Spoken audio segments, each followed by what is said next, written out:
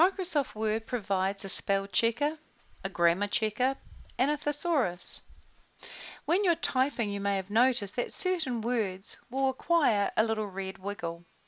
For example, if I press Ctrl N and get a new document, and then I type the word colour, but omit the U, as soon as I press the space bar, it gets a red wiggle under it.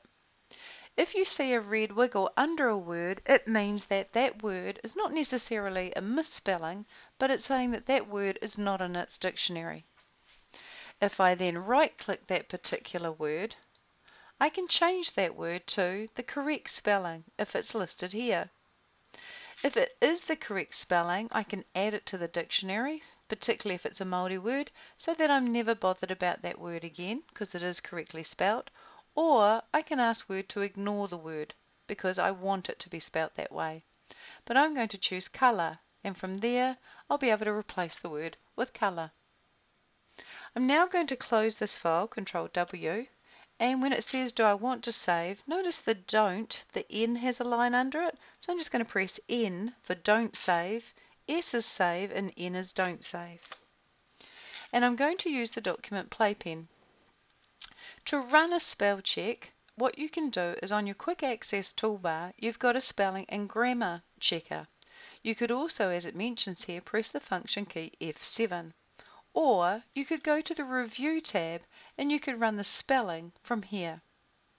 But I'm just going to run the spell check, and what it does is it brings up a word that's grammatically incorrect. And it highlights it here in the document. It believes that the word its should not have an apostrophe.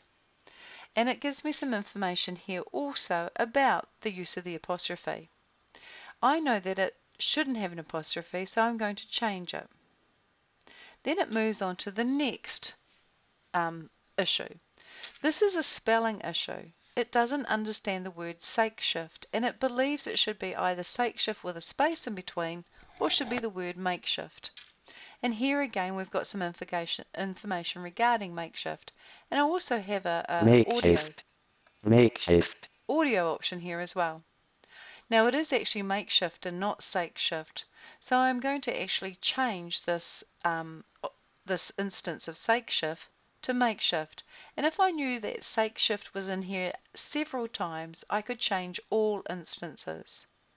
You can also ignore the word once or ignore it all the time, or you can add the word sakeshift to the dictionary. But I'm going to actually change all instances to makeshift. The next issue it has is of a grammatical basis. What it's basically complaining about here is that we have a comma in the middle of the selected area, and then that's followed by a capital. And what I want to do is I actually want to change it to a full stop. So I'm going to click in the document here, take out the comma and put a full stop, and then I'll resume the grammar check. It's now moved on to the fact that there is a little I and it believes it should be a capital I. So I'll change it again to a capital I. Now it's complaining about the use of the word later. And so as you can see as we go through, it basically highlights anything that it thinks is grammatically incorrect. It also brings up any words that are not in its dictionary. And you, as the document manager, have to decide what you want to do. Notice also down below here, you've got the language that's been used. So you could always change it from English UK to English New Zealand and use the New Zealand grammatical and spelling proofing tools. Now, besides, and I'm just going to close the grammar checker, and I'm just going to press Control Home back to the top of the document. Besides the spelling checker and the grammar checker, you've also got what they call a thesaurus. And so what I might do is I might double click the word life in this first paragraph. And if I right click life, I can go to synonyms. If I go to synonyms, I get words of a similar nature. And if I don't like any of those words, I could actually click on them and it would replace life with whatever I clicked on.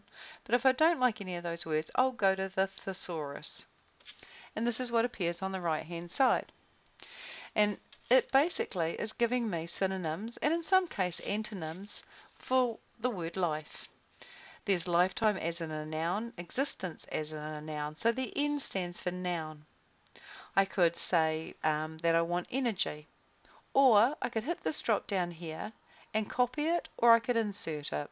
If I click on energy, I'll actually go deeper and deeper into the thesaurus, and so now I'm up to power and vigor. If I want to go back, I basically have to hit this arrow to go back to where I was.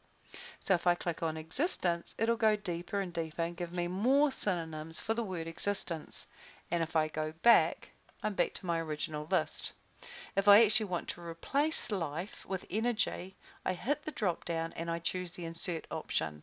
And as you can see here, it's now replaced the word life with energy. So you can close the thesaurus quite happily.